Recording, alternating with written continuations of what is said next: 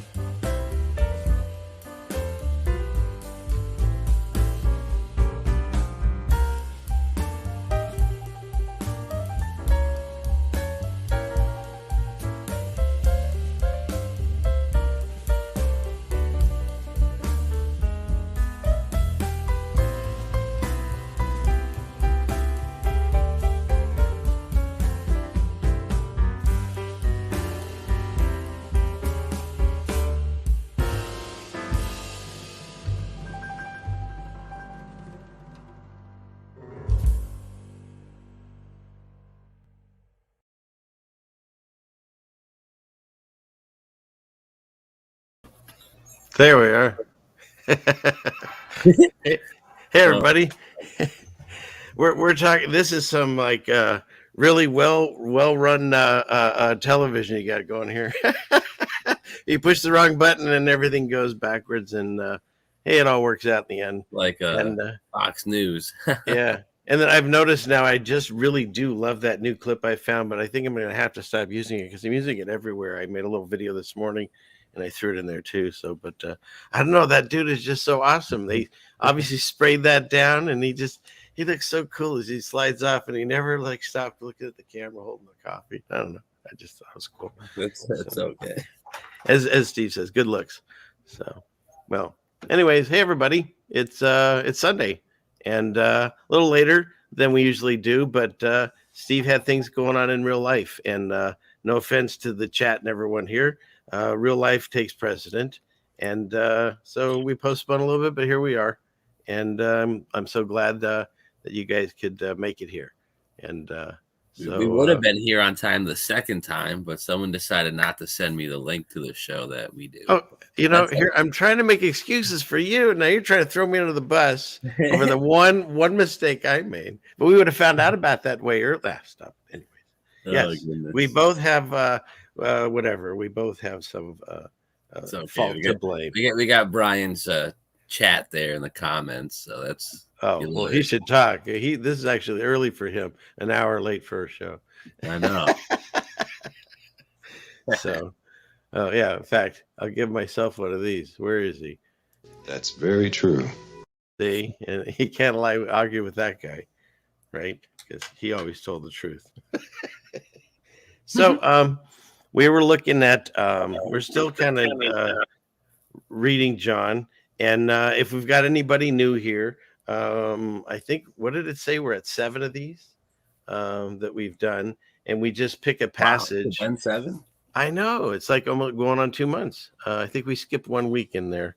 And but we just pick a passage in the Bible and we read it as we break it down to the way that we, just Steve and I, think what it sounds to be saying, literally and figuratively.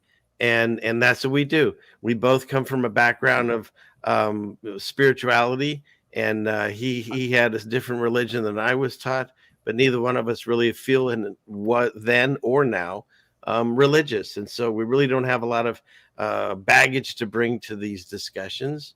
We're reading it now and studying it and deciphering what we think it says. Now, could we be wrong? Absolutely. But then again, anyone judging us, they're wrong too. And if you're confused about that, read the book of Job, because there's a lot of really smart people in there. And at the end, God's like, you guys don't know nothing. So all we can do is use our best discernment as truth seekers. And hopefully we get it right, or at least close to right. And at the end of the day, if nothing else, maybe we give you some tools to help navigate these ridiculous times that we're in. What do you think, Steve? Yeah.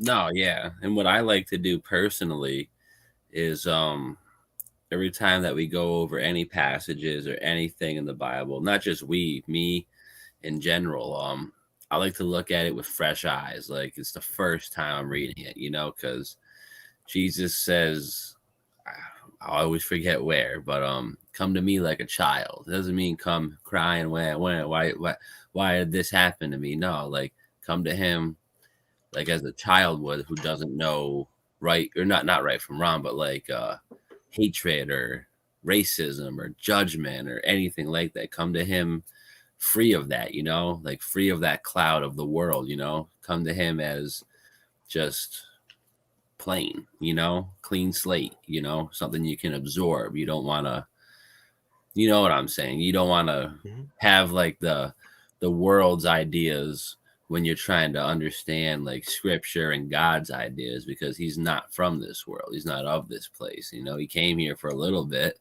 sucked. Obviously he had to die, that probably wasn't cool, but it happened. I didn't ask for that, but here we are, and we got to pick up the pieces that were left from that, because he did save the sins from everyone before, but now we're here after, and it's turning into Looneyville. So might as well try to get on board with at least the good guys. No one likes to be on the bad guys team. But yeah, right.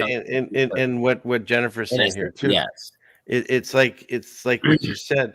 When we're born, we're not we're not sinful. When we're born, we're innocent, we're pure, God just literally let go of us. That's what I believe. I've talked about this. I believe that anybody that's ever been around a baby and that fresh new baby smell, as they call it, everyone already knows what I'm talking about, just thinking about it.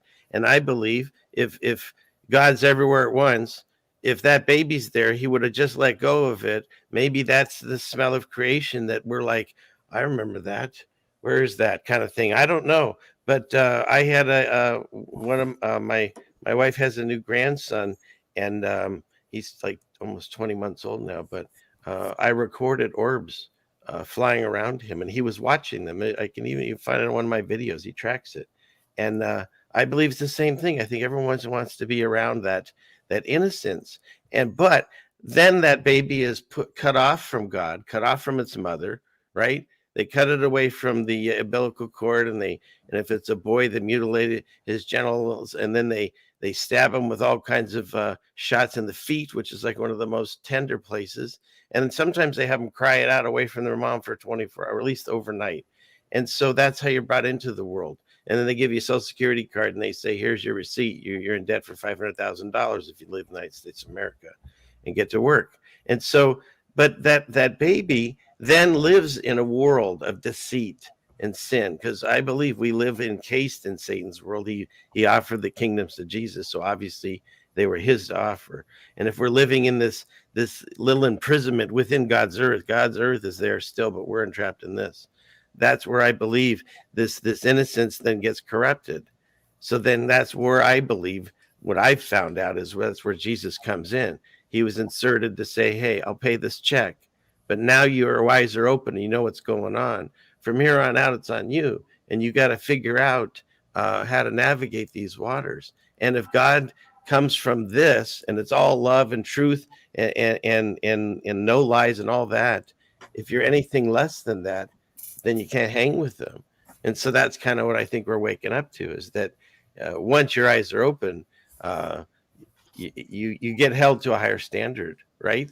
And so oh yeah, so it feels like the pressure's on at that point, like it's like why regress, but then the world reminds you of how cool it is, you know what I'm saying? It's just an ongoing fight that we that us people who see what's happening have to deal with, but here we are dealing with it, and we're doing it the best we can, I think. And then he says the teachers are even more. You better make sure that you got your I's and dotted and T's crossed, because he's going to give us even harsher things if we're not doing the teaching properly, like to bring people in to teach them, and then to not follow the teachings and all that yourselves. That's what he's talking about, and that's really kind of what I want to discuss about this chapter, because it's a real significant chapter that when I first read it, it took me 4 or 5 readings to try to understand it. There's a lot of talk about washing feet, and he obviously Jesus always did things in parables, and so it wasn't just about the physical act. He's trying to do a teaching moment at the same time, and just like the disciples didn't understand it, I didn't understand it until I actually had to do some research and see other people and what they've decided, and that helped me understand that. I believe at least I'll have my ideas of what I think, but that's why I chose this chapter, because it kind of fits with what we're doing here as broadcasters, whatever these are. I have a show I do on Fridays that's more fun. I do a show, or Steve and Jen do a show, and it's about all other subjects. But at the end of the day, we all know why we're here. And the end of it is because people need to figure out that God's real, and a bunch of people that would have never met before, have really nothing in common in real life, suddenly are all gathered together. And you can't deny that there's a quickening of some kind happening. That's funny. We were just saying that, me and my friend, a minute ago. She was like, wow, isn't it crazy? It's October already. I'm like, don't even get me started. I was like, I remember complaining about April and then September, and now here we are, and it's just, it's just slipping through our hands this year. But it is biblical and it's scriptural, right when the beginning of sorrows, God's going to start speeding stuff up, so we don't have to deal with it as it were happening in real life, with no timeouts or whatever, no speed ups, So I remember just a few years ago, days would go by like just sluggishly slow. And over the past, I don't know, ever since this whole vid thing happened, it started picking up exponentially. But right before then, that whole year, like 2019, like everything started to shift, to say the least. That was when Gordy Rose stepped down and started doing his other things, and here we are now. Yeah. And one more thing I would like to mention too is, not only does God say to have no idols, which we've all hopefully learned that, but even like Jesus is telling people, no, don't worship me, worship the person that sent me, worship my Father. And it's the same thing. I love this family, but please just remember, I'm just a dude. I have no other knowledge than what I'm learning from what I'm reading and talking to, interacting with you all. And same with Steve. And so, you know what? I'm going to continue to evolve and become the best person I can. But look, I've got, my wife actually made it, so I'm actually very proud of it. A friend of mine made this goblet. It's a hand stone goblet. What do you call that? Clay. and my wife made a mead out of berries that we picked. And so, yeah, I'll partake in alcohol in here and there, or different spirits, whatever, but all in moderation. And we all have to live within this realm and exist. And if some of us do it through different means, as long as they understand not to overdo it or harm anyone, then I think if God allows it, then I'll do that. So, but enough of that. I just, just in case, I don't want people getting upset. And if anything we say or do upsets you, we're not forcing you to stay here. You're welcome to hang out or come back and go as you please. But we're just here to have a good time and hopefully enlighten some all of us. So that's the disclaimer. And my dogs agree. You guys done down there? We want to start the show. Okay. All right. Let me get this queued up on my end.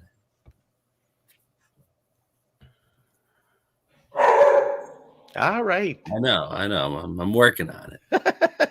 Oh yeah. That you're yelling at you. That's funny. I'll probably have to mute out, but that's okay. Okay. So real quick, just a reminder, John 13. We're gonna be going. Let's give us a recap of where we were. Where were we? I thought we were back a couple chapters. Yeah, I think we're actually at 8 or something. Yeah, we were at 8. Yeah. That was. But we also decided we don't have to read the whole darn book for them. They got to do some of their own research. No, we were saying we were just gonna go over it's like a highlight reel, I guess you can call that. Yeah.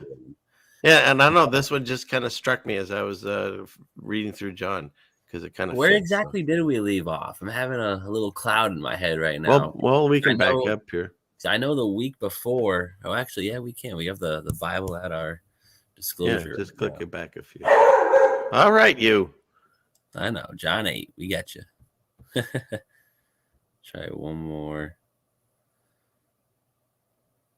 Were we here? Blah blah blah.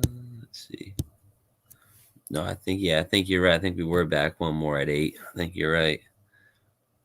Yep. Yeah, he went to the Mount of Olives. That's right. He went to the temple and they were tempting him. That's right. I do remember that.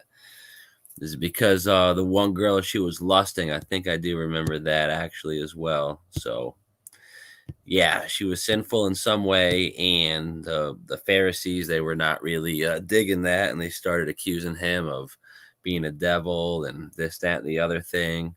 And they tried to actually stone him. And at the end, I remember he put his hood up and kind of just like swift out through the crowd and got away. It was pretty cool, So it was just showing you how, this guy's talking to people who are sinners, and that's the real message. He's not trying to get his message across to people who are already good. It's all about making connections with the sinners and trying to bring them back, which is what he's still trying to do here this day. And that's why we're doing what we're doing. And I'm not saying that I'm any good at all. I'm a sinner just as well, but a sinner, I guess you can call it.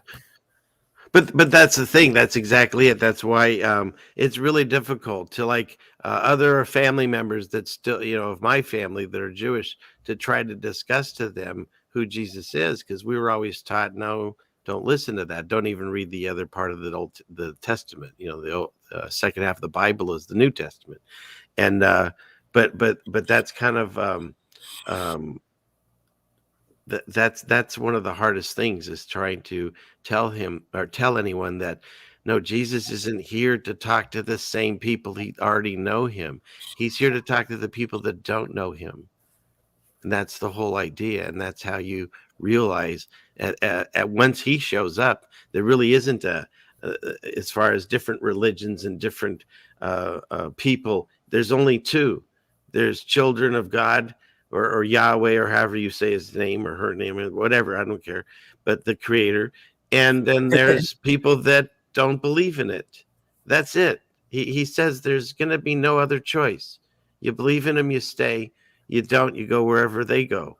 And that's it. And so Jesus didn't come down here to talk to the Christians no, he came down to talk to, like you said, the downtrodden, or the Jews, or the whatever, the people that had no idea what's going on. That's why he walked around. Yeah, essentially, he came down to talk to us, but Right, exactly. yeah, Hopefully we're listening this time. I know I am. I'm giving it a shot. Yeah, best we can. Yeah, I got oil lamps on deck. Right? Yeah, we've discussed that. I think that that Steve and I and a few others, we hung out a little too late at the party, and Jesus showed up. And we're like, oh damn it! You got any oil? No, I don't got any oil either. And yeah, and then we read about ourselves. Right. How about this? Bingo! Bingo! Yahtzee! Yahtzee! Is that your final answer? Is that your final answer? I'll take that for 200. All right. Okay. Well, let's hit him with a little bit of Bible now. It's just like anyway. All right. So like I said, guys, John 13. We did skip around a little, but And this meat is excellent, by the way. who? 2 thumbs up. Meat? What are you eating? Oh, they said something. All right, let's go. Something. Chapter 13. Now before the feast of the Passover, when Jesus knew that his hour was come, that he should depart out of this world unto the Father, having loved his own which were in the world, he loved them unto the end.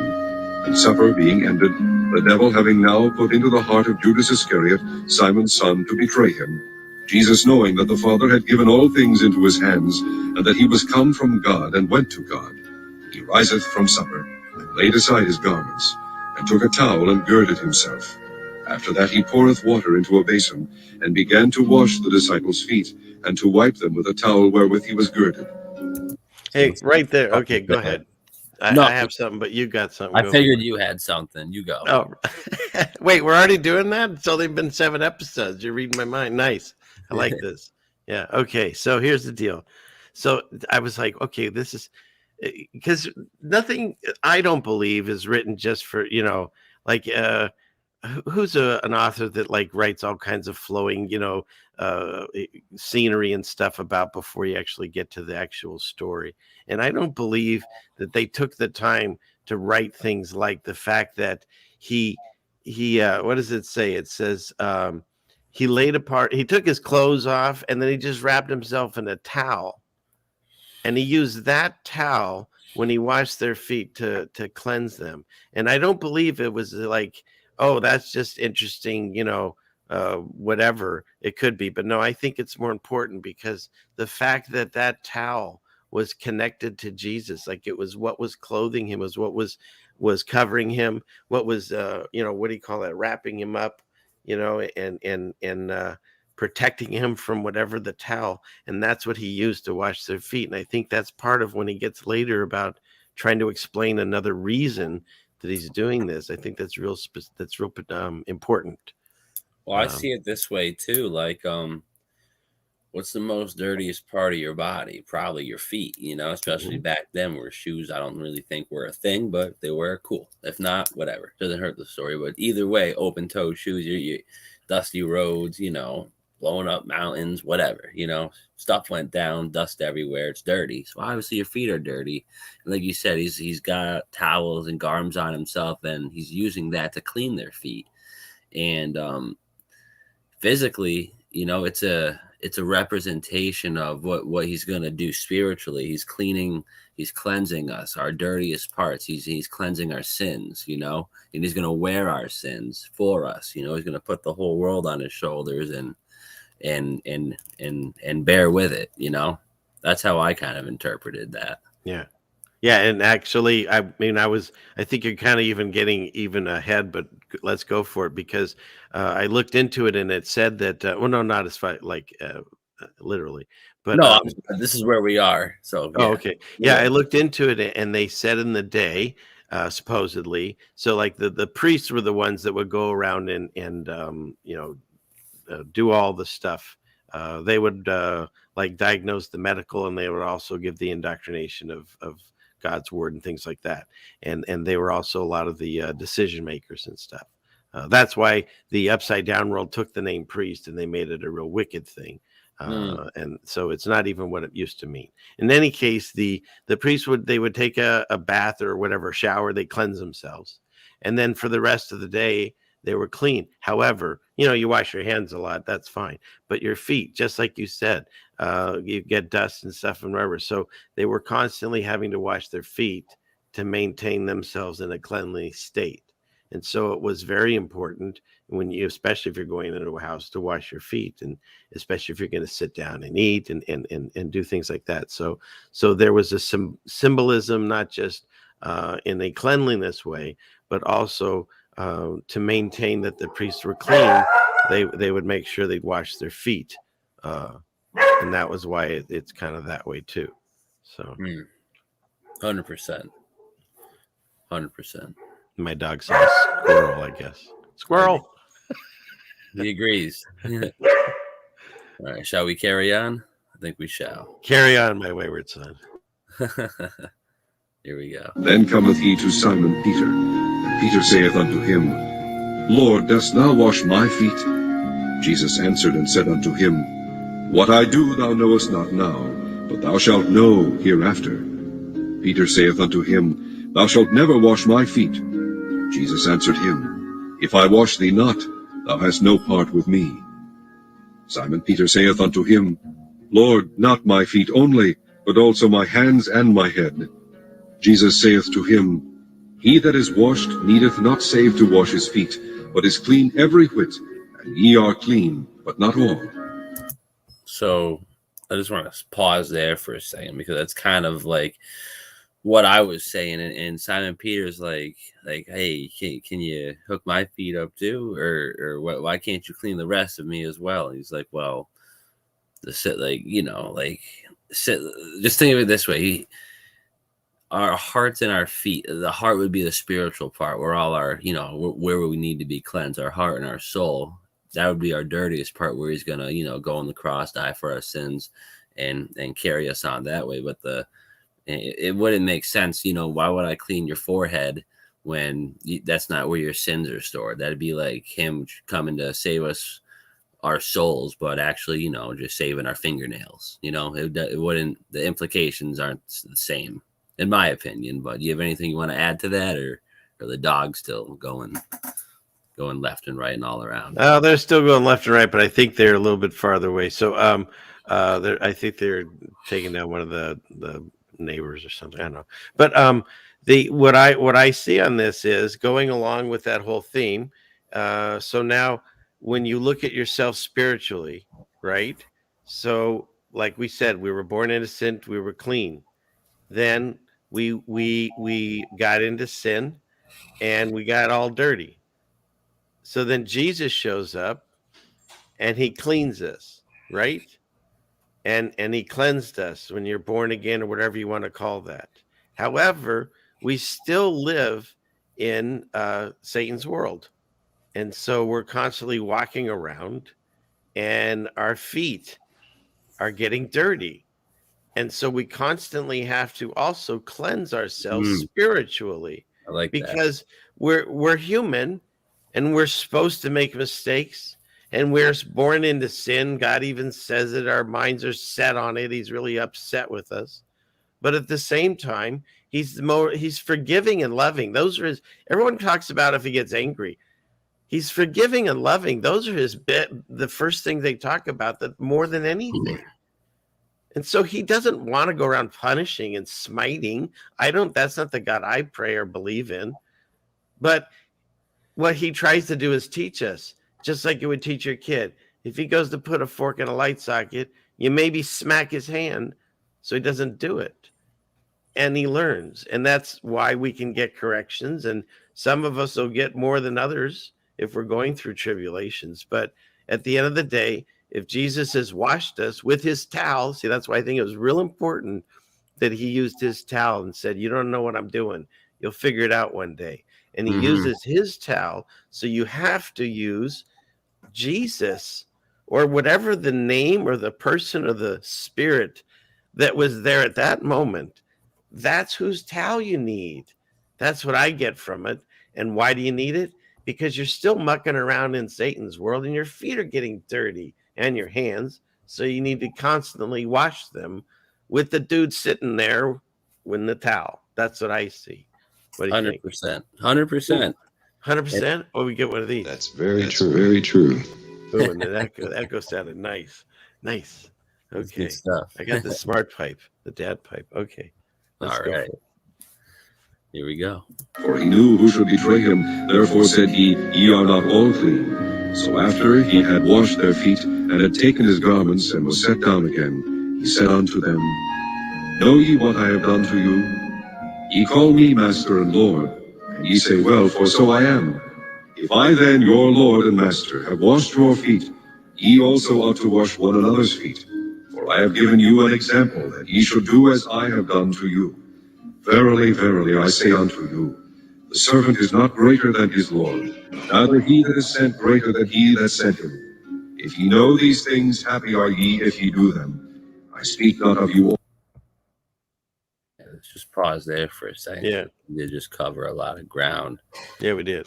I think we started at 10 there, and just more insight on Jesus, knowing that one of them was going to betray them, and I'm pretty sure he knew exactly who was going to betray him, and the deeper message on here is all of them probably except obviously the one who's going to betray him is going to go on and wash feet, the spiritual implications of washing feet for here on, so that's cool. It's right, and that's basically what we're doing, right? That's what we're doing. Yeah, we're carrying on the disciples' work, which is carrying on, trying to wash everyone's feet, right? Yeah, while trying to keep ours clean at the same time. Exactly, because that's exactly what he's saying there. I think it's like, do you know what I've done to you? Like, you guys don't get it. Let me explain it, which is fine. I tell God that all the time. Hey, when you tell me something, can you act like I'm a 5-year-old? Because I'm not going to get it unless you really, really hammer it home. And, right. And I wasn't good at telephone. Right. And so, yeah, it says like, so, okay, if I am, whatever, don't get caught up in the words. Some people, Lord, Master, whatever, but just whoever Jesus was, if he can wash your feet, then that means you're supposed to learn from him and do as he does. So we got to wash each other's feet. We got to help each other make sure we're all clean, right? Because we all are tempted by all the same stuff in this upside down world we live in. And so that's what we're doing here. And that's what these shows are. It's like trying to keep everyone to keep their eye on the prize, right? And don't get left behind. Yep. And what's it called? And Satan, he strives on looking for that weak link in the chain, but the chain can be rebuilt and restored. So don't ever fret upon that. Right. And then the other one, I love when he goes, verily, verily. That's when he's like just saying, hey, you better freaking listen to this. This is the real truth. You better. Yeah. You didn't listen to anything else. You better listen right here. And he's saying that he's this is what you need to hear, Yeah, and then what does he say? That you're no better than me, and I'm no better than the person that sent me. That's pretty powerful right there. Right? Yeah. Yeah. You can't disagree with that. Excuse me. Just just great stuff. Where were we? We were about right here at 18. Well, he'll just back up a little. Yeah, I'm gonna bring this here, and then I'll back this up a couple seconds. That ye should do as I have done to you. Verily, verily, I say unto you, the servant is not greater than his Lord, neither he that is sent greater than he that sent him. If ye know these things, happy are ye if ye do them. I speak not of you all. I know whom I have chosen. But that the scripture may be fulfilled, he that eateth bread with me hath lifted up his heel against me. Now I tell you before it come, that when it is come to pass, ye may believe that I am he. Verily, verily, I say unto you. So right there, he says, talk about a little bit. He should have given a spoiler alert, but if you scroll up a little bit, yeah, it says, and I also like it says, if you know these things, happy are ye that do them. Don't you guys? That's what I'm feeling. The longer we're in this upside down world, the happier I'm getting when I'm talking and doing the things that I believe the Creator wants. Am I right, Steve? You can have some of the happiest moments right now, even if the world looks upside down. Absolutely. Just spotting the madness can just put a spark in you, like, oh, didn't fall for that, like good stuff. Right. I mean, that's what I do on Friday nights. We just make fun of the madness, because otherwise you can't, right? God says have no fear, so let's at least make fun of it if we see it. It's kind of funny to me. Okay, so then it says, now I tell you before it comes, that when it comes to pass, you may believe that I am he. And so he's like, yeah, and guess what? Some stuff's going to go down, and it's by the time it goes down, it'll be too late. That's when you're going to realize who I was. Exactly. And he says, I am he. Yeah. And you're going to argue with him? No, you're not going to argue with him. I mean, they try, but they're always wrong. Right. Just ask Simon Peter. Yep. Oh, boy. All right. You ready to move on? Yeah, go for it. Let's go. Let's hit it. Pass ye may believe that I am he. Verily, verily, I say unto you, he that receiveth whomsoever I send receiveth me, and he that receiveth me receiveth him that sent me. When Jesus had thus said, he was troubled in spirit, and testified, and said, Verily, verily, I say unto you, that one of you shall betray me. Then the disciples looked one on another, doubting of whom he spake. Now there was leaning on Jesus' bosom one of his disciples whom Jesus loved. Simon Peter therefore beckoned to him that he should ask who it should be of whom he spake. He then, lying on Jesus' breast, saith unto him, Lord, who is it? So let's just pause there for just a second, because Jesus is pretty much foretelling that one of the disciples is going to do it, and they're all rather distraught from it. But first, we got to cover line 20. That's really a trippy one too. Oh yeah, absolutely. Well, see, there he goes again. Verily, verily. I think it's just more of implications that you only come through get to the Father through the Son, and you only go to the Son through the Father with the Holy Spirit. If you receive Jesus, you receive his Father. If you receive his Father, well, then there you go, you receive Jesus, whether you liked it or not. Correct. And that's why I fight so hard on labels and names. That's why we did that game, that silly little label the other day. But it's because I don't care what Jesus's name is. We can argue over that. I don't care what God's name is. We can argue over that. I don't even care what my name is. We can argue over that. It doesn't matter. If you understand that there's a creator and that he sent an entity down to do these things that we're saying, that's what we need you to know. And if you can figure that out and make that connection, the rest will fill itself in. You just start talking to God and he'll fill the rest in. And I did all that without a book, and neither did Steve. So that's what's really cool, is then when you read the book and you go, oh, this is lining up to what we were experiencing. Yeah, I remember my first time going through the Bible. I was like, are you serious? I'm like, this has been here this whole time? I've been telling people this for years. Oh, yeah, and one of the things that was blowing me away when I first read it was, there's song lyrics in there, there's poetry in there, there's things that I thought Abe Lincoln said. You know what I mean? It's like so many people plagiarize God over the decades, including probably the people that wrote the Bible, whatever. But just the fact that there's so much comes from it, and yet none of us have ever really read it or picked it up is pretty fascinating. So if any magician trick there is, if a book that's that important you've never read, you have to ask yourself why. How many Harry Potter books did you read? That's not going to help you through life. This thing might. Okay, that was where'd we go? That was only line 20. Tell them what you were saying about the at the table. I was just saying everyone seems very distraught, like who would do this? And you got Simon, who's like, seems very, this isn't going to happen. We're not going to, who's going to do this? Like, let us know. And the craziest part's about to happen. So I'm just eager to get into that. Yeah, go for it. Let's see. All right, let's hit it. Let me get over here. We have volume? Yeah, we do. Jesus answered, He it is to whom I shall give a sop when I have dipped it. And when he had dipped the sop, he gave it to Judas Iscariot, the son of Simon. And after the sop Satan entered into him. Then said Jesus unto him, That thou doest, do quickly. Now no man at the table knew for what intent he spake this unto him, for some of them thought. Like, that's crazy, isn't it? Yeah. That's crazy. And they were probably all. I mean, I don't want to. I don't even remember the next line, so we're not going to go there. But it seems like they're all like, you know, I wish there was just more like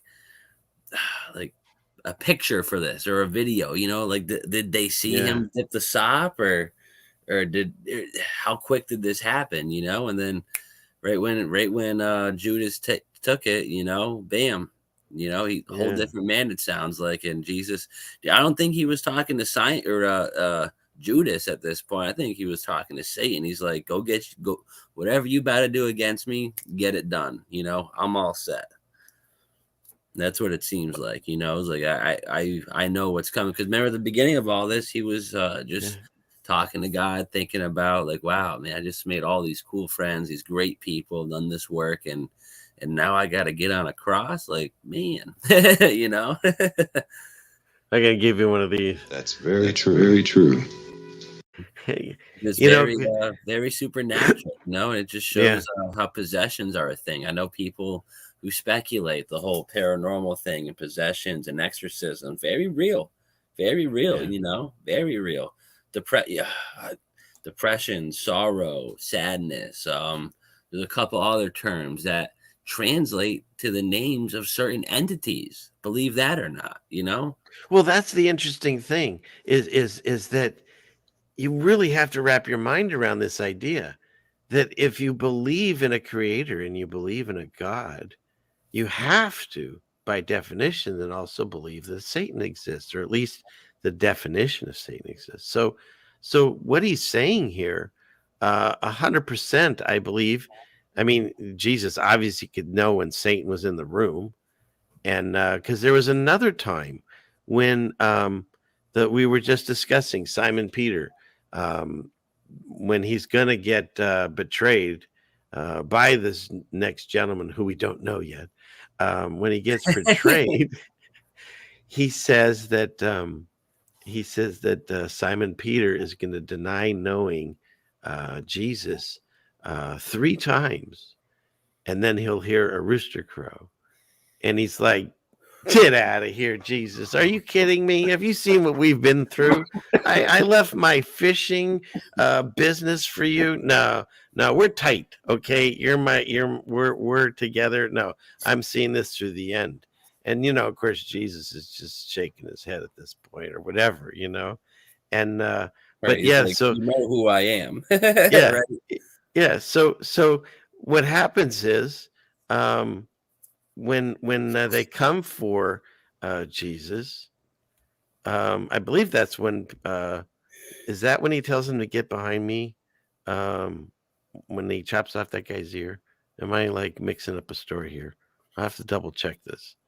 But I just remember that they kept asking him, and they were gonna try to pretty much persecute him with Jesus or something along those lines, and he just, I'm all set, you know. I think I know what it is. When he says that he has to go through this and he has to, you know, be taken and die and all that, and he's like, "No, I'm going to stop that." Oh yes, he's like, just got done saying, "What?" Yeah. Sorry. No, you go. You know, you seem like you're on the point now. Oh, well, yeah, when he just gets done telling him, "Hey, the reason I'm here, here's God's plan." And they're like, "Good." And Simon Peter goes, "No, I'm going to make sure that we'll protect you." And it's like, "God, you just didn't even hear me." And he looks at him, and I believe maybe Satan jumped in the meeting and just like spoke through him, because he's like, "Get the heck out. You can't say that. That's exactly opposite of God's teaching. So if you're saying that, that's not you saying it. It's, I don't know, maybe I'm just projecting that." No, I understand what you're saying, but because he recognized him immediately, just like this. I think it's a little bit deeper than that. I think it's an implication of trying to live another way or deny death, you know, because that's the main goal. It's always been the goal, you know. Ye shall be as gods, which means you're either going to avoid death or at least give it a shot, you know. And for Simon Peter to say, "Hey, you know, Lord, they're not going to kill you, you know, we'll make sure they don't." He's like, "No, I'm showing you guys how to be the way, you know. You come as a man, you die as a man. No ifs, ands, or buts. this is the way I'm doing it. It's gonna be brutal. It's gonna suck, but I'm cleaning your feet for a reason. I'm cleaning the world's feet by doing that, you know? So it's very spiritual, and it's very, just like the Bible, it's timeless, you know, because it ties in right now with these new jabs that are going to be coming out soon with the next level shit. Sorry, but, you know, it's next level stuff. But yeah, Well, it's even beyond that now. I covered it the other night that Like- there's now 2 companies that are making pills, because there's a lot of people that don't like needles, and so course. everyone takes pills, at least in America now. I And feel so, better. Yeah. right. So basically, I think they're going after, say, 40 and up, and specifically maybe the elderly, wherever that number you want to hit, because they take pills. And so if you give them a pill that I believe they say they'll need twice a day. They'll take it. So yeah, everyone will take it. So in any case, let's go back into scripture. So yeah, he immediately recognizes Satan. Like he could just see, maybe no one else sees it, but he does. He's like Enoch, you know, he can see both realms, you know. Right. He can see him standing there. It's no longer Peter at that moment. It's just him there. Yeah, that's cool. Absolutely. I mean, it's no bueno to have him there, but it's cool that he can recognize him. That's quite a superpower. I understand. All right, we shall continue. Because Judas had the bag that Jesus had sent unto him. Let's bring it back a second, actually. This unto him, for some of them thought, because Judas had the bag that Jesus had sent unto him, buy those things that we have need of against the feast, or that he should give something to the poor. He then, having received the sop, went immediately out, and it was night. Therefore, when he was gone out, Jesus said, Now is the Son of Man glorified, and God is glorified in him. If God be glorified in him, God shall also glorify him in himself, and shall straightway glorify him. Little children, yet a little while I am with you. Ye shall seek me, and as I said unto the Jews, whither I go ye cannot come, so now I say to you, a new command. So real quick, like I said, little children, yet a little while I am with you, you know. And he's not talking about children. He's talking about us, you know, and how we should, like I said, come to him with no. I love when he calls us that, don't you? I just love it. That's one of my favorite parts. It's because it's how we're supposed to come to him. We're not supposed to come to him knowing the ways of this world or carrying any of that over. He's going to throw us a curveball, and it's going to be, do you trust it? You know, are you gonna take it, or are you gonna pass and wait for the next? You know, it's not coming. You know, you're just going to sit there waiting because it's sometimes it's a jump of faith for some people, you know, to get on board and really you know, try to dig into all this, you know, which is why we do what we do. We take it in small little chunks, and we just try to give a real life perspective on what's we think is happening. But you want to add something? You want me to scroll up a little? Well, no, I love that part where he calls us little children, because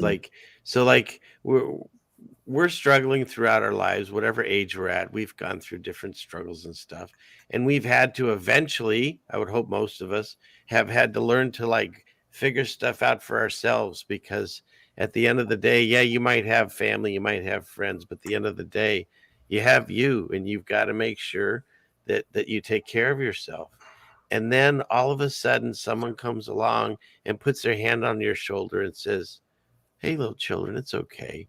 And also it's like, oh, someone's going to help me. Sweet. You know, and that's that's the way I see that. It's just like, okay, now let me talk. Little children, I'm only with you for a little bit. Does he say where to go? I'm sorry. Down. He says, I'm only with you for a little bit. And then they got really mad at that temple when he said, you're going to seek me, but you can't go where I'm going to go. And they're like, how the hell he goes somewhere we can't go? Who does he think? Yeah, they got all mad at him. So he's bringing it up again just to rub it in their noses. You know, there's no joke there. Just leave the joke alone. But it says, where is it? Whether I go, you cannot come. Now I say unto you, and here's the new commandment. Oh, did we get to the new commandment? No, you're jumping. Let's do it. Okay, so that's what I oh wait, where'd we go? I just scrolled to where we're supposed to be. Do you want to go back? Oh, okay. Do we I'm finish all the way confused. through there too? What number do we stop at? We stopped at 33, so we're picking 33? up Yeah, on of 34. course. Illuminati confirmed. Yes, Yeah. let's do 33. Yeah, see, that's why you're all confused. You got the 33s. I'm easily confused, so keep going. Okay, we know this. It's the mead. All right. Whither I go, ye cannot come. So now I say to you, a new commandment I give unto you, that ye love one another as I have loved you, that ye also love one another. By this shall all men know that ye are my disciples, if ye have love one to another. Simon Peter said unto him, Lord, whither goest thou?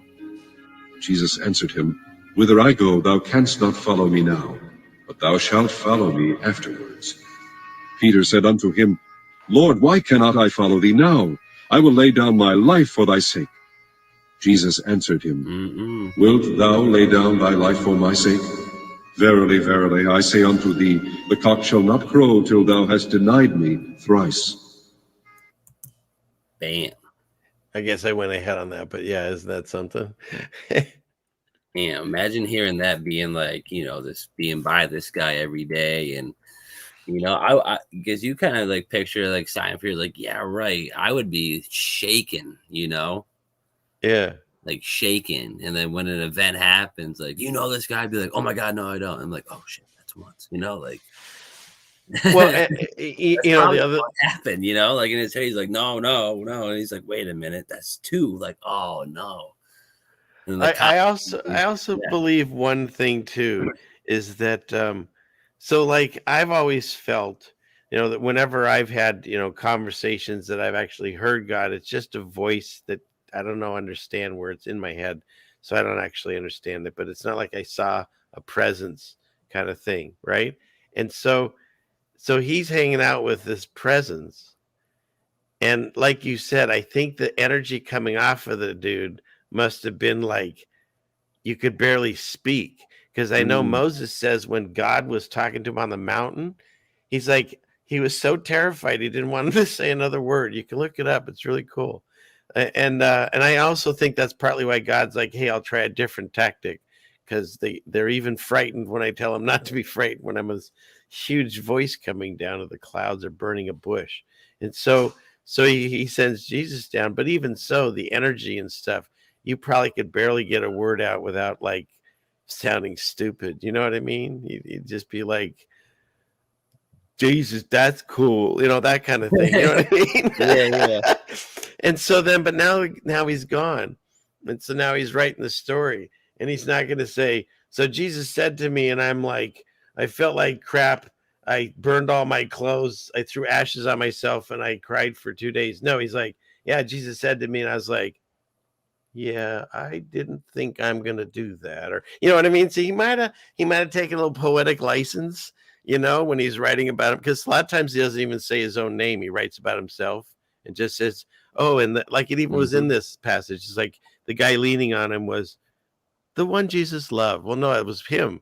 He's just writing it weird. You know what I mean? It's like, so maybe like even here when he's like, hey, you're going to deny me 3 times. And he's like, yeah, no, I'm not going to do it. Maybe he didn't do that. Maybe he's like kind of making himself sound better to his boys. I don't know. It's all just questions, but fun to think about, Oh, wait, did I stop the show? Shoot, I went on a tire. Is that it? No, yeah, that was it. That was it. You didn't stop. I hit the screen share end button for a minute, but yeah, there was a comment earlier that I wanted to get to. Someone had a question about Revelation 18:19, but we can get into that in a second, because you were going to say something. You were mid speech, and I ended it. And I was. I don't. Yeah. Well, squirrel, just like my dog. So no worries. That's okay. I'll find the comment. It was at the beginning of the show. You're not going to find it. Oh, okay. It was one of like the first comments, and I brought it up real quick on my tab, so I didn't forget. Yeah, if you want to, I see one that Levi says mead, so he's making mead too. But anyways, yes, go ahead. What's the comment? I think it was Doc Michael actually who left it. No, they just wanted insight on Revelation 18:19, and I mean, like you said, we're not biblical professionals here. Yeah. We're just two dudes with laptops who happen to, believe the same things for the most part, and this is our opinions for the most part, But if you want to give me the screen, we can just go over 18:19 real quick. Screen is yours. Screen is mine. And this actually connects to questions that were asked of us in a previous show about Revelations. So this is, I think, Amawak was someone that was writing us. So I think this will so, be good yeah. to discuss it. Yeah, let's do this.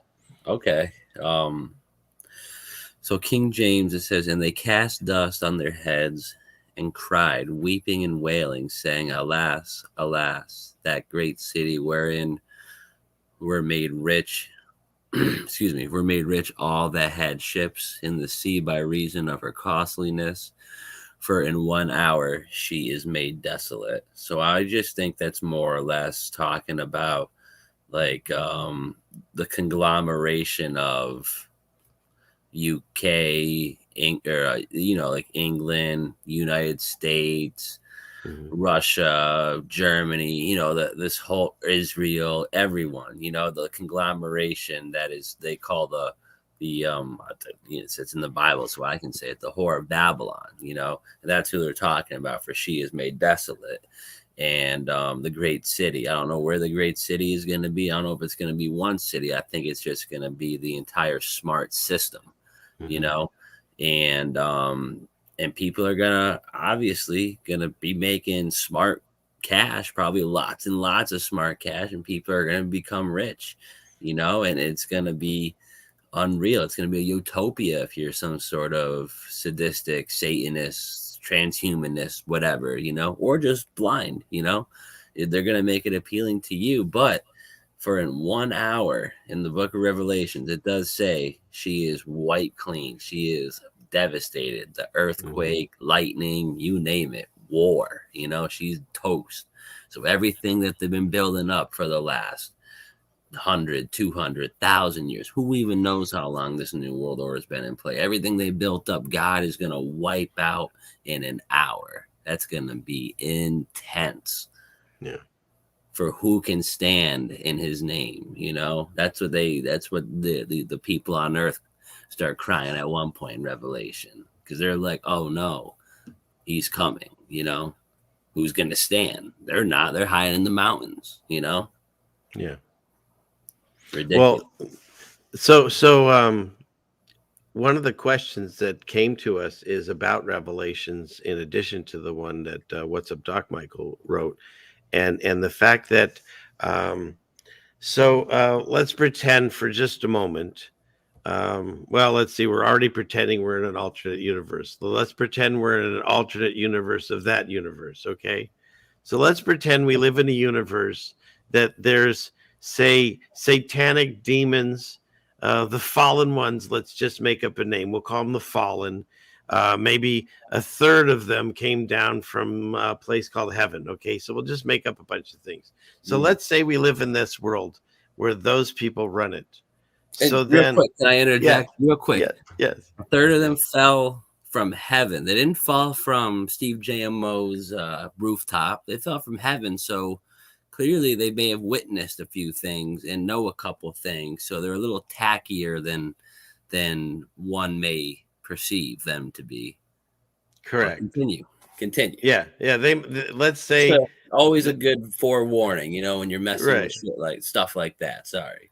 They show up in a tank with a full service computer and Wi-Fi, and we're a baby in diapers, kind of like that. Okay, yeah. Something like that. Yeah, okay. yeah. They got the D-Wave, we got the iPhones. Yeah, right. Exactly. They have D-Wave is just a joke. They use something else. You know what I mean? You know what I'm saying? Yeah. I know. Yeah. So okay. So and I believe that's why they do all those things to a baby, is to sever that connection so you don't figure this stuff out before they have you enslaved. And we can go into that in another show.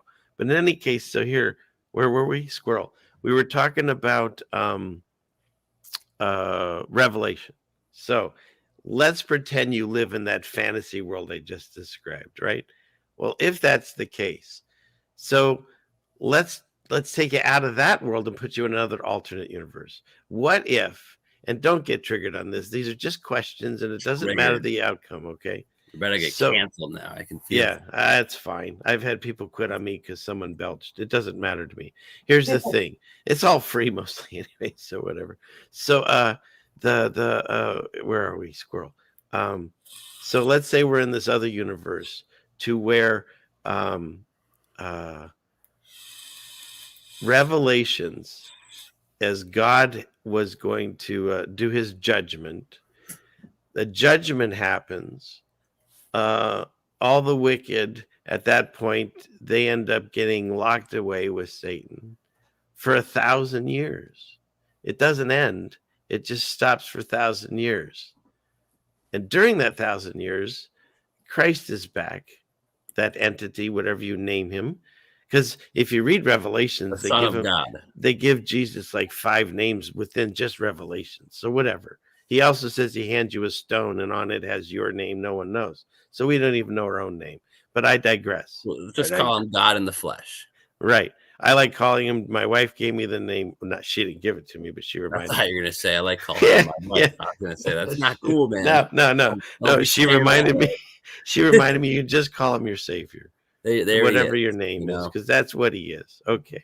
So let's say, I'm getting text. What did I do wrong? No, it was you. So anyways, let's say I did. I thought it was. I thought it was you. You just said. She's in charge of all of my my brand and everything. Okay. Anyways, so let's say, what was I saying? Help me in the chat here. What were we talking Revelation. About? So God comes and they clean house. And Satan and his minions, everyone goes down for 1,000 years, locked away. And then Jesus reigns for 1,000 years of light. And then he's like, okay, we got to go because your kids don't get it. And some other people didn't get it. And they need to get it still. And this is about saving their eternal souls. So we're out of here. The dude downstairs gets to come out and mess with them like he did with you guys. And then we'll be back. And so then they let him loose. And so then the next thing he does, some people call the mud flood, whatever. He destroys everything he can. There's buildings we can't explain that most likely, I think, maybe were built in the times of Jesus. And a lot of them have been destroyed and taken out. I don't know. I'm all just projecting. But some event happened where a lot of places got buried in a lot of dirt and destroyed over the years. So then let's say that happened. Again, we're in the alternate universe. It's not what's happening. The alternate universe. Let's say that happened. Then what happens? The 1,000 years he gets to deceive people with things like, I don't know, viruses or whatever you want to call aliens. I don't know. So we're in that time. If we are, then some people have said what Satan does, he doesn't create, he can only mimic.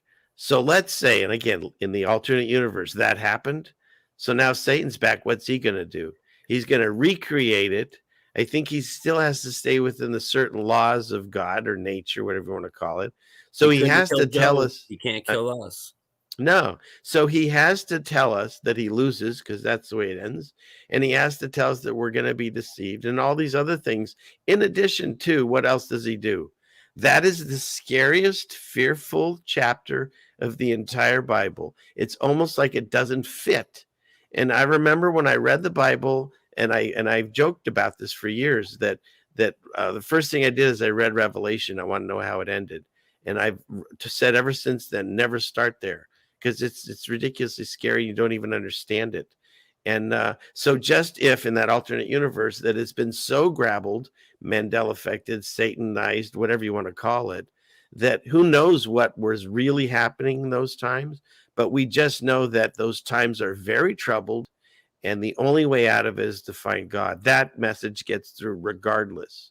And so wherever we are in the book, or if the book has been changed, whatever, just know 2 things. You better find out who God is and you better armor up because there are times coming. Because even if that's the case in this alternate universe, the people wanting to run this world, remember we talked about those fallen people ones, they're using this as their guidebook. Like if we were watching a football game, this is their playbook. And so this is actually what they want to manifest. And it's up to us to navigate around it. So there. What do you think, Steve? No, absolutely. And Probably lost 10 listeners. what was I gonna say there? Damn. I had a thought and it just flew out of my mind. Uh-oh. I read a comment and it just in and out. Oh man. What was I gonna say? That's okay, but yeah. Like it was about the whole yes. So let's say that the whole Revelation picture already happened. You know, we're over here in the second season. So maybe the reason it doesn't fit is because it already kind of happened. And I mean, 2000, however many years ago it did happen. There could have been, you know, dragons and monsters. I mean, there's remains and stuff of that already happening. So who's to say that hasn't already happened?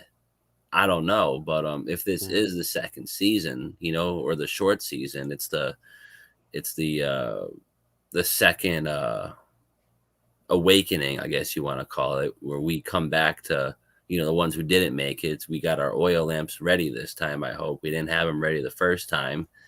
And why wouldn't the adversary try to deceive us? We've already been deceived again, which is why, or deceived before, and we fell for it, which is why I think people are walking hand in hand blindly into this revolution that the world is gonna they're taking a step into this new world order type deal, and they're doing it blindly. They're just trusting whatever they hear. I think it's because they've already been deceived before, you know, and they don't know any better. And someone's gotta wake up, man. A lot of people gotta figure it out, you know. I mean, we can do what we gotta do and figure it out, but it'd be a lot easier if we had like 25% of the population on board. Like that'd be sick. Yeah. Not 0.25 or whatever it may or may not be. Well, and and they're also discussing the shorts. See, that's the thing. I don't know if it's Mandela or not, but I remember it being short season of Satan because I remember having. I think it now says little in some of the translations. Oh, it does say little, yeah. Yeah, and I just remember that because I did a thing a long time ago talking about SOS. I thought that was interesting because it matches up to short season of Satan. I think somewhere short. Maybe it doesn't. That SSOS. But anyways, the whole idea about it doesn't really matter where we are, because at the end of that short season or little season, we're waiting for the return of Jesus so they can wrap up the book and everyone goes their separate ways, right? The ones with God and the ones that don't. It's the same thing that happens in Revelation. So once again, I believe, and I hope you're not upset, whoever is upset with this, just know this is what I believe. I know. But this is what I believe, is that it doesn't matter, because in the end, you still have to do the same thing. It's not like you're like, oh, wait, if we're in that part of the book, then I need to behave and act this way. And if we're in that part of the book, I need to behave and act that way. Right. If we're over here, it's okay to do that. It ain't like that. We can't pick and choose. There's one guideline. There's one set of guidelines we have to follow, and it doesn't matter if we're before Moses somehow. You know, we still got to follow those guidelines. You know, you don't want to become a Nephilim. I'm just saying. You know. And it's so easy to fall away, and we've been seeing a lot of it. Easy, man. You know. Yeah. We've been seeing a lot of it even in the community. And so even if someone has been there for you and helped you along the way, if you don't see things the same way, well, then just, part ways. Jesus says to do that kind of thing. But it's like take the meat, spit the bones. Exactly. It's not that hard, man. You know, people get uptight about that. They're always looking for drama or whatever. And I'm like, just leave it, man. I'm like, take the best part of whatever the situation may be and leave the rest. If that means leaving a whole person behind, that's okay. Just keep the good memories in your head. And when you think about them, don't get all upset about what they think now or what they became now or what they think you are now. You know, just keep on whatever, you know? And especially if that person was someone that was, different, or at least you thought was different at that time, Yeah. then you just chill out and maybe they figure their stuff out and they People come come back, back. and Yeah. then you put your arms out. And that's because what does Jesus say? How many times are you supposed to forgive someone?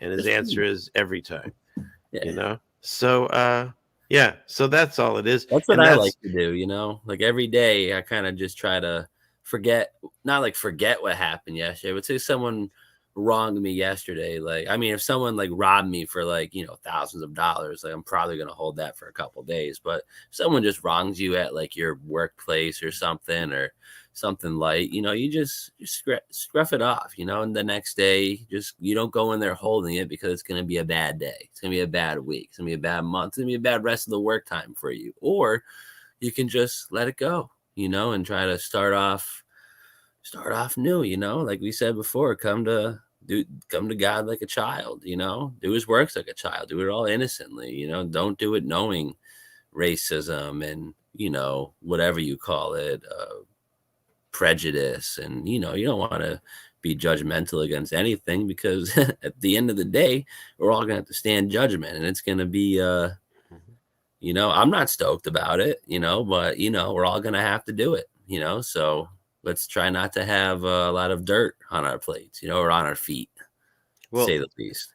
Two things that you brought up, I'll hit real quick. The first part, where we aren't born with prejudices, and if anyone has listened to my channels before, I've discussed this a few times. I'll throw it one more time.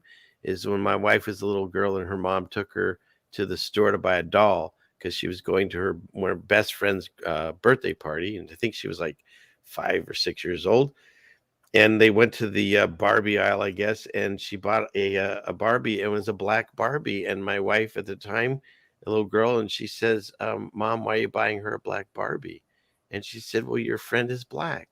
And so, like, she didn't even know it. You know what I mean? They didn't understand those things that we're taught, and that's why we are born innocent. Yeah.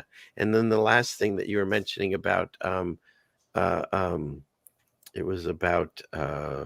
Shoot, you were just discussing that Satan thing. What was that thing? There's a couple things he does. Yeah, he does a few things in here. None of them are really good. No bueno. Yeah, he's the king of no buenos. Yeah, I'd almost have to rewind, but yeah. Yeah, I'll put you on pause. I'll go rewind this show and see what he said. No, it was oh shoot. See, I'm doing what you just did. See, I go on a roll and I can't remember what I say sometimes. I feel like God just takes over or something. Yeah. But yeah, and someone is saying like forgiving doesn't mean forgetting. Yeah. If you've been wronged, I mean, you don't have to forget it, but you can be forgiving. That's the teaching. And so, that's what it was. If you don't believe that you can't fall away, even as enlightened as you think you are, whoever you are listening to this, including myself, then just remind yourself, like the number 2 or 3 guy that was sat right next to God, Satan himself, Lucifer, whatever you want to call it. He's got 1,000 names. Hasatan, whatever. Yeah, isn't that interesting? We all argue over what's the name of Jesus when it's the same idea. Satan's got like 25, 30 names. Why do you think he did that? Jesus has that too, probably. Yeah. And he's copying the Yeah. And so the thing is like he sat right next to God and he's like, "Yo, I think I can do this better. Who's with me?" And then they took off. Like, if those people can fall away, and how about the alternate? Are we on 3? Alternate, maybe 4 universes? The triple. Yeah. Someone else threw in my head. Check this one out, right? You ready for this? Someone said, what if, mind blow, we're the ones that checked down here with Satan and we fucked up. And our process of learning is like, we fucked up. Excuse me. We messed up. I have to bleep myself. And we're trying to get back home. Maybe. I mean, Satan's supposed to be really damn convincing, right? I don't know. It's kind of a funny thought. Anyways, whatever the real story is, if those dudes or whoever they are, those entities can come down here and they fell, it'd be so easy for us to fall on a daily basis. And that's why we need to wash each other's feet and our own feet every day. And the only way you can do it is with the towel of Jesus. You like how we brought it all back around? I feel like you should have just hit the end button right then and there. I know. I should have. Damn. Yeah. But I like to say goodbye, everyone, and stuff. That's beautiful. Yeah. I like that. You got any other thoughts or any questions? No, I'm about tapped out. That was good stuff, you know. I feel better. I feel happier. Not that I wasn't like happier before or whatever. And that's what it talked about. Like the more you talk and do this, the happier you feel. It's a weird thing. It's a beautiful thing. So, okay. I don't want to be happy. No, I'm kidding. It's twice I should have hit the end button and I didn't. Anyways, we'll do it now. Anyways, on that note, right? Everyone just exit stage left. Hey, thank you everyone for being here. I hope we entertained you. I hope everyone learned something. I always do from these. Please continue to write to us. Put comments on these shows if there's things that you think we should look into. If you have difference of opinion, we'll be happy to look at those. But again, just remember, this is just our ideas, and we have the right to be completely wrong. God gave us that right. Right, Steve? Absolutely. And like he said, leave some comments. I'm going to go check some out from the previous video and videos after or previous later on tonight. And I'll check out this one's comments tomorrow morning, maybe tomorrow afternoon. Let some overseas viewers pile in and see what you guys got to say. How y'all in Europe and whatnot? Sounds great. All right. And anybody that wants to keep watching me for whatever reason, I promised I'm gonna stay live all night on a different channel. No, yeah, it's 24/7 of the fan now. Yeah, no, it's I think I'm doing something with Brian tomorrow night on his Rockfin. I think that's 6 my time. Figure it out, you guys. And then I'm gonna try to do my very first Rockfin only stream. It'll be free, but I'm trying to encourage people to go there just in case, because I'm still having more issues with the people that we're dealing with here. And I want to make sure that I can build that up in case I need to move around. So anyways, those are the 2 places that I'll be. Other than that, I'll see you all around the playground. And once again, thank you so much, Steve, for being here. Thank you, man. That was great. So I love doing this with you. So God willing, everyone will be here next week. So see you all soon. Good night.